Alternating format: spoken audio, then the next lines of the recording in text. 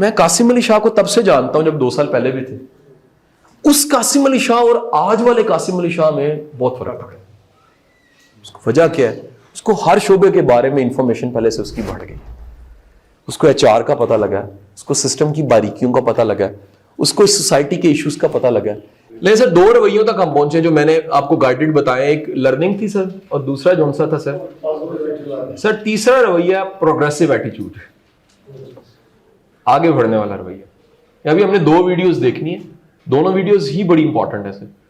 پہلی اس رویے کی وجہ سے, 2 رویوں کی وجہ سے, 2 رویے اس میں ابھی آ جائیں گے اس ویڈیو میں.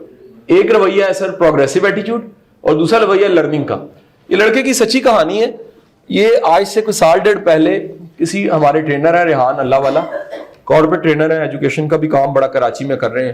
انہوں نے نیو یارک میں پھر رہے تھے, گلی میں ایک بندہ دیکھا, اس سے پوچھا hello man are you Pakistani? کہتے یس آئی ایم پاکستانی.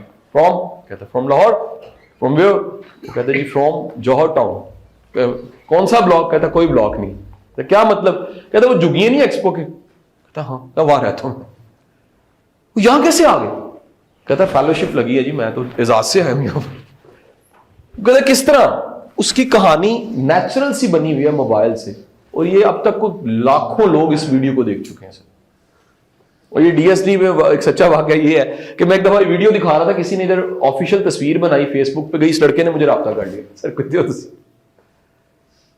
رابطہ ہوا ریڈیو اس کے ساتھ میں نے کیا. ایک یونیورسٹی میں ان دنوں پڑھا رہا تھا, سائیکالوجی کا کوئی سبجیکٹ, میں اسے لے گیا, میری پوری کلاس دھاڑے مار کے روئی ایک جملے پہ. اسے کسی لڑکی نے سوال کیا کہ آپ کے فادر کیا کرتے ہیں؟ کہتا کھوتی ریڈی چلاتے ہیں. اس نے کہا آپ کو شرم نہیں آتی؟ لڑکی نے کہا شرم نہیں آتی آپ کو؟ اس بات پہ کبھی شرم محسوس ہوئی ہے؟ کہتا نہیں, مجھے فخر محسوس ہوتا ہے کیونکہ میرا والد چوری نہیں کرتا. مجھے فخر محسوس ہوتا ہے میرے والد نے مجھے حلال سے پالا. کہتا ہے مجھے فخر محسوس ہوتا ہے میرے والد نے کبھی ڈنڈی نہیں ماری. مجھے فخر محسوس ہوتا ہے میرے والد نے کبھی کرایہ زیادہ نہیں لیا. تو سر جس کو ان باتوں پہ فخر ہوگا سر, وہ ترقی پھر کیوں نہیں کرے گا؟ سر ذرا اس کی سٹوری سنیے گا. جی آج میں نیو یارک میں ہوں, اور آج ایک مجھے بہت ہی غضب کے پاکستانی سے ملاقات ہوئی ہے, اور میں ان کی سٹوری آپ کے ساتھ شیئر کرنا چاہتا ہوں. صابر بھائی آپ اپنی سٹوری شروع سے سنائیں, کہ وہ کوڑا چننے سے شروع کریں. تھینک یو سو مچ ریان بھائی. میرے بچپن کا آغاز کوڑا چننے سے ہوا تھا. جیسے میں نے آپ کو پہلے بتایا, میں پاکستان میں جو جھونپڑی میں لوگ رہتے ہیں انہی میں سے ایک ہوں, اور میرے ابو گدا گاڑی چلاتے ہیں, اور میری امی گھروں میں ماسی کے طور پہ کام کرتی ہے. اور مجھے بچپن سے میرے اندر ایک بہت بری عادت ہے کہ مجھے پڑھنے کا شوق تھا, اور جب میں کوڑا چنا کرتا تھا تو میں کوڑا چننے کے علاوہ اخباروں کو پڑھنا شروع کر دیتا تھا, جس کی وجہ سے مجھے ڈانٹ بھی پڑتی تھی, اور لوگ مجھے سمجھتے تھے کہ میرے کزن کہ میں پاگل ہو گیا ہوں, میرا دماغ کام کرنا چھوڑ گئے, اور میں کچھ نہیں کر سکتا اور وقت ضائع کر رہا ہوں اخبار پڑھنے میں.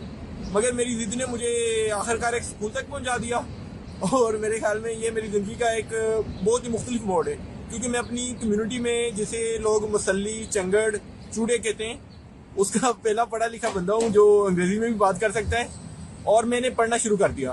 اس طرح مجھے جو میری روٹین ہوتی تھی, مجھے اپنے ماں باپ کو پیسے کما کر دینے ہوتے تھے. میں صبح اٹھتا تھا, اپنا کوڑے کا بیگ پکڑتا تھا, اور میں مختلف مارکیٹوں میں, گھروں کے سامنے جہاں بھی مجھے کوڑا ملتا تھا, پلاسٹک, لوہا, ٹن, جو بھی بوتلیں ملتی تھی, گتا ملتا تھا, مجھ سے چنا کرتا تھا.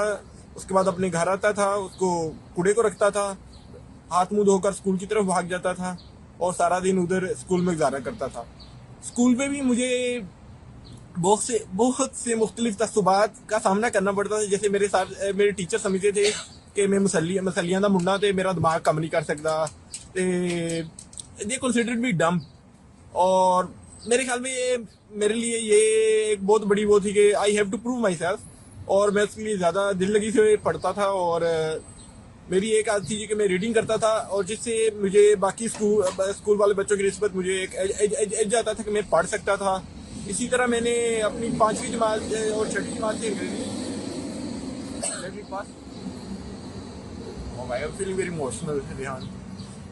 اسی طرح میں نے 5ویں اور 6ٹھی جماعت میں اپنی انگریزی پڑھنا شروع کیا, اور میرے لیے انگریزی سیکھنا ایک بہت ہی مختلف تجربہ تھا.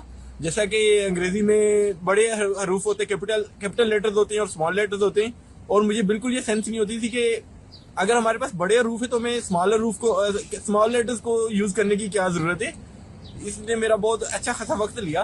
مگر مجھے پہلی دفعہ جب انگریزی سے انٹروڈکشن ہوا تو مجھے احساس ہوا کہ پاکستان میں جن لوگوں کو انگریزی بولنا آتا ہے ان کو لوگ مختلف انداز میں ٹریٹ کرتے ہیں. تو یہ بھی میرے لیے ایک بڑا, مجھے بچپن سے اس بات کی ریلائز ہو گیا کہ اگر میں انگلش سیکھ سکتا ہوں تو سوسائٹی مجھے مختلف انداز میں ٹریٹ کرنا شروع کر دے گی. اسی طرح میں نے انگریزی سیکھنا شروع کیا, اور میں نے اپنی 2 نوٹ بکس صرف یہی لکھنے میں کر دی. مجھے لگتا تھا کہ جو بھی بندہ, میرا انٹروڈکشن جوائننگ رائٹنگ سے ہوا تھا, اور مجھے بڑی عجیب لگتی تھی کہ ریحان صاحب جب آپ جوائننگ رائٹنگ لکھتے تو وہ ایسے لکھا ہوتا ہے کہ کسی نے یہ ایسے لکھ دیا ہے. تو میرے لیے یہ میں نے اپنی 2 نوٹ بکس اس لیے بھر دی کہ شاید میں انگریزی لکھ رہا ہوں. مجھے بہت بعد میں جب ٹیچر سے تھپڑ پڑے کہ آپ نے 2 اپنی کاپیاں ضائع کر دی ہیں, تو مجھے انداز ہوا کہ یہ انگریزی ایسے لکھی جاتی. خیر میں نے انگریزی سیکھی, میں نے بڑی شدت سے انگریزی سیکھی. میں نے ٹینسی سیکھے, میں نے ایکٹیو پیسیو وائس سیکھے, میں نے ڈائریکٹ انڈائریکٹ سیکھے, میں نے انالیسس کرنا سیکھا. میں نے ایک گرامر پڑھی جو انڈیا سے اس وقت ملا کرتی تھی, ہائی اسکول گرامر کمپوزیشن, اور اسے رینڈ اینڈ مارٹن نے لکھا تھا, جو بہت ہی زبردست ہے. میں بچوں کو ابھی بھی ریکمینڈ کرتا ہوں ٹیوشن پڑھاتے ہوئے. تو اس طرح میرے انگریزی کا سفر جاری ہوا, اور میں 8ویں جماعت میں نے اپنے بورڈ کے پیپر دیے. تو میرے اپنی جماعت میں نے ٹاپ کیا. میں نے 674 نمبر لیے تھے 800 میں سے, اور مجھے پہلی دفعہ روٹری کلب نے 300 روپے کی اسکالرشپ دی, اور میں نے اپنی 9ویں 10ویں کی کتابیں اور یونیفارم خریدا. اس طرح میرا یہ سفر جاری رہا. مگر اب مجھے انگریزی پڑھنا لکھنا آ گیا, تو اس کا سب سے بڑا فائدہ یہ ہوا کہ میں اپنے ساتھ جو میرے ساتھ کلاس فیلوز تھے انہیں ٹیوشن پڑھانا شروع ہو گیا. میں ان کے گھروں میں جانے لگ پڑا. میں نے صبح کوڑا چننے کی بجائے صبح گھروں میں اخبار پھینکنے شروع کر دیے. جہاں میری امی کام کرتی تھی میں نے وہاں جا کر گاڑیاں صاف کرنا شروع کر دی. اب میں پانی بیچنے کے علاوہ گاڑیاں صاف کرنے کا شروع ہو گیا. یعنی جیسے جیسے میری یہ تعلیم ملتی تھی معاشرے کا رویہ بھی بدلتا گیا. مگر میرے اندر ایک وہ جو تڑپ تھی نا کہ مجھے پڑھنا ہے, وہ میرے اندر اور ہی مجھے پریشرائز کر رہی تھی کہ مجھے اور پڑھنا ہے.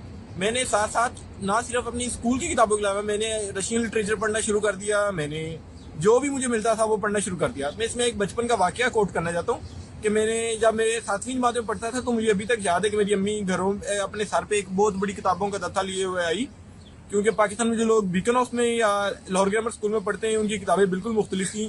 تو مجھے وہ بڑی آج بھی وہ میری زندگی کا بہترین لمحہ ہے کہ میں نے دیکھا میری امی نے گٹھڑی کتابوں کے نیچے رکھی, اور میں نے اس میں دیکھا تو اس میں سے ایک ناول تھا جسے میں بھی ریحان صاحب کو بتا رہا تھا کہ میرے لیے وہ دنیا کا مقدس ترین کتاب ہے. اس ناول کا نام میں چاہوں گا کہ ہر بندہ وہ ناول پڑھے جو زندگی میں کوئی سیکھنا چاہتا ہے. اس ناول کا نام ہے گریٹ ایکسپیکٹیشن, اور اسے بہت مشہور برطانوی ناولسٹ چارلس ڈیکن نے لکھا ہے. اور میرے پاس اس ناول کا جو کریکٹر پپ ہے, میرے لیے شاید وہ کردار پپ تھا کہ پوری دنیا میں جس کے ساتھ میں ریلیٹ کر سکتا تھا, جو میری طرح حالات میں رہ رہا تھا, اور اچانک اسے کوئی بینیفیکٹر مل گیا اور وہ اس کی لائف بدل گئی. تو میرے لیے یہ بہت ہی لمحہ تھا, اور ابھی بھی میں اس کردار کو اپنے آپ سے ریلیٹ کرتا ہوں, اور اس سے مجھے حوصلہ ملتا ہے. اور پتہ نہیں مجھے کیوں فیل ہوتا ہے کہ اگر میں نے وہ ناول نہ پڑھا تو میری زندگی بالکل مختلف ہوتی. شاید میں اس طرح خواب نہ دیکھ پاتا, یا اس طرح میں پلان سوچ کا حامل نہ ہو پاتا. خیر اس طرح میں نے اپنا میٹرک کیا, میں نے اکاؤنٹنسی کا ڈپلوما کیا, میں نے مختلف جاب کرنا شروع کر دی, میں نے سوشل ایکٹیویزم میں حصہ لینا شروع کر دیا. میں نے یعنی میرے پڑھنے سے اب بالکل میرا پروفائل ہی بدل گیا, آپ اسے کہہ سکتے ہیں. میں نے لکھنا شروع کر دیا, میں زیادہ شدت سے لوگوں سے ملنا شروع ہو گیا. میرے اندر جو حساس کمتری تھا کہ میں چوڑا ہوں, میں چنگڑ ہوں, میں وہ ہوں, وہ ادب نے یا لٹریچر نے وہ بدل کے رکھ دیا. اور میں can I take a breath? Okay. اسی طرح میں نے مختلف پروگرامز میں اپلائی کرنا شروع کر دیا. میں لاہور کونسلیٹ میں ایک خاتون ہے جن کا میں بہت ہی صدقے دل سے شکر گزار ہوں. ان کا نام کیتھرین کسر تھا. وہ مجھے ایک سوشل گیدرنگ پہ ملی, تو she was truly impressed with my story, and اسے یقین نہیں ہو رہا تھا کہ پاکستان میں ایسے لوگ بھی ہوتے ہیں یا اس کمیونٹی سے بھی لوگ پڑھ لکھ سکتے ہیں. تو انہوں نے مجھے ایک فیلوشپ کی پروگرام کا اپلائی کرنے کو کہا. تو میرے لیے یہ ایک بہت ہی بڑا تھا, کیونکہ میں آئی واز سو کنفیوزڈ کہ مجھے اندازہ نہیں تھا کہ میں اس کے لیے سلیکٹ ہو سکتا ہوں یا نہیں ہو سکتا ہوں. خیر آخری روز میں نے اس کے لیے اپلائی کیا. میں نے ان سے ریکویسٹ کی کہ میرا کوئی لیٹر آف ریکمنڈیشن لکھ دیں, کیونکہ میرا اور کوئی جاننے والا تو ہے نہیں جو میرا لیٹر آف ریکمنڈیشن لکھ سکتا ہوں. تو انہوں نے میرا لیٹر آف ریکمنڈیشن لکھا. قصہ مختصر کہ میں اس پروگرام کے لیے سلیکٹ ہو گیا. نومبر 2012 میں امریکہ میں آیا, اور اس وقت پروگرام کا کیا نام تھا؟ میں اس کا نام نہیں لوں. نومبر 2012 میں امریکہ میں پہلی دفعہ آیا, اور یہ فیلوشپ تھی اٹلانٹک کوسٹل میں ایمرجنگ لیڈرشپ پروگرام تھا, جس میں 15 لوگوں کو پورے پاکستان میں سے چنا گیا, اور لکیلی میں بھی اس میں سلیکٹ ہو گیا. اور جب یہاں آیا تو جب پریزیڈنٹ اوباما کے الیکشنز ہو رہے تھے, ہم مختلف جگہوں پہ گئے. وہاں پہ ہم لوگوں نے लेट इट पास। हम मुख्तलिफ जगहों पर इलेक्शन ऑब्जर्वेशन करने के लिए गए, तो मेरे लिए एक बहुत ही मुख्तलिफ तजर्बा था। जैसा कि मुझे पहली दफ़ा अंदाज़ा हुआ कि जमहूरियत के इस मुल्क को क्या फ़वाइदे हैं, लोग कितने रिस्पॉन्सिबल हैं, हर आदमी वोट करने जा रहा है, और एक सिस्टम में सॉरी रिपीट नहीं, मुझे मेरा अपॉइंटमेंट हो जाएगा तो we need to conclude. Okay. तो मैं इस तरह मेरा ये पहला मैं अमेरिका की मेरी विजिट थी।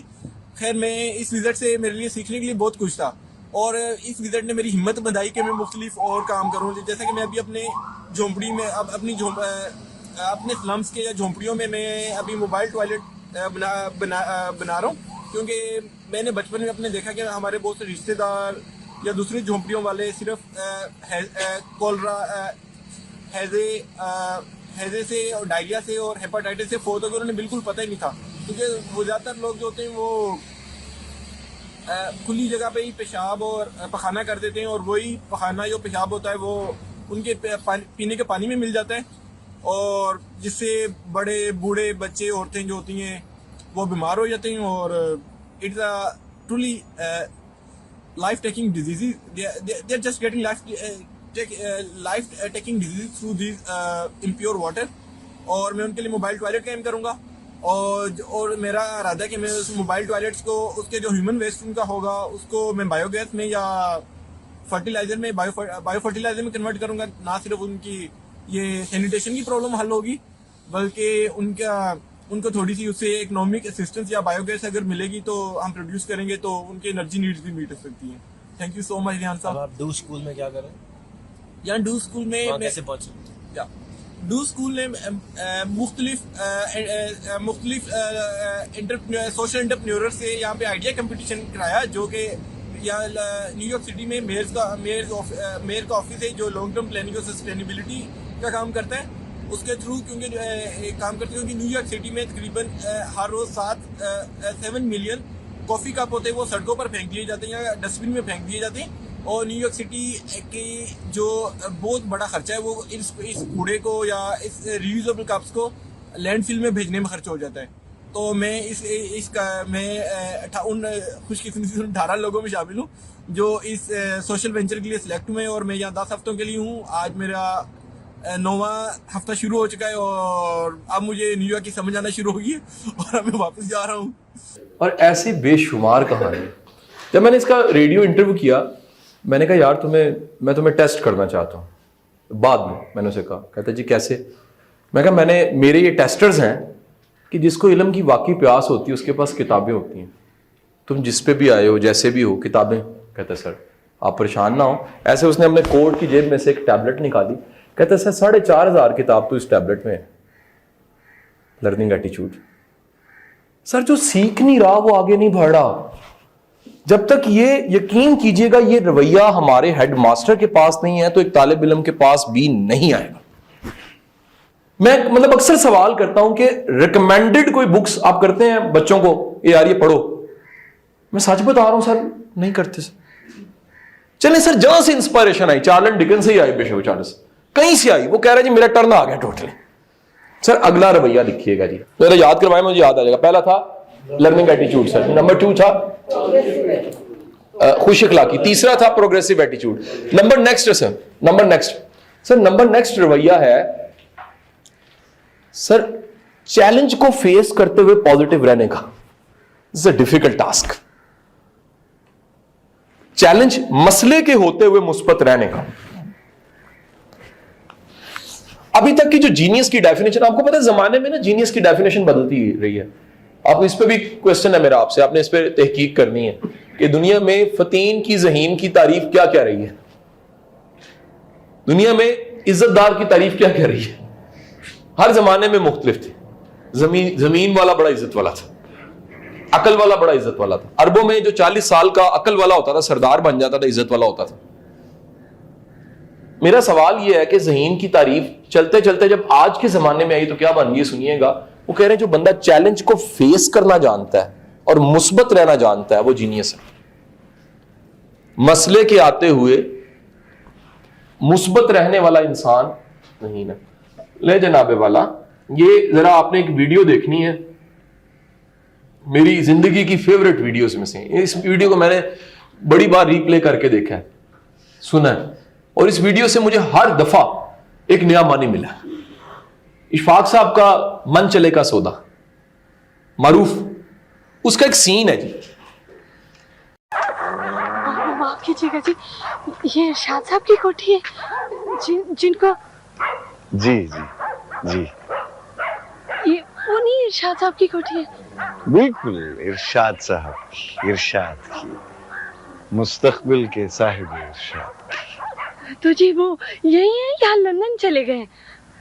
यही है, उन्होंने खुद डाक वसूल की है मुझसे अभी। कुत्तों ने आपको आने दिया जी?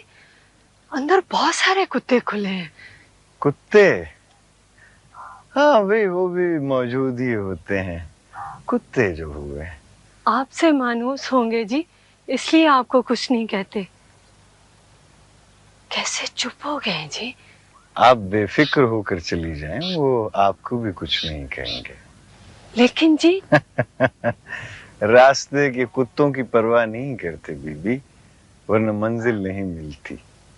कुत्ते भौंकने के लिए होते हैं, रोकने के लिए नहीं। रोकने के लिए नहीं? खौफ इंसान का सबसे बड़ा दुश्मन है। आप जाएं, डरे नहीं। जाएं, मैं यही हूं। जाएं और अपने पीछे फाटक बंद कर लेना।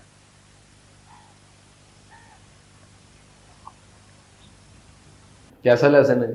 3 जुमले ऐसे थे जो बड़े वजनी थे। एक, कुत्ते भौंकने के लिए होते, रोकने के लिए नहीं होते। वो जो कुत्तों से डर जाते हैं मंजिल पे नहीं जा सकते। और तीसरा, पिछला फाटक बंद करके जाए। सर जिंदगी में ग्रो करना है ना, तो सर माजी को कभी कभी मुनकता करें अपने आप से। बड़े लोग अपने माजी की वजह से मुस्तकबिल तबाह करते हैं।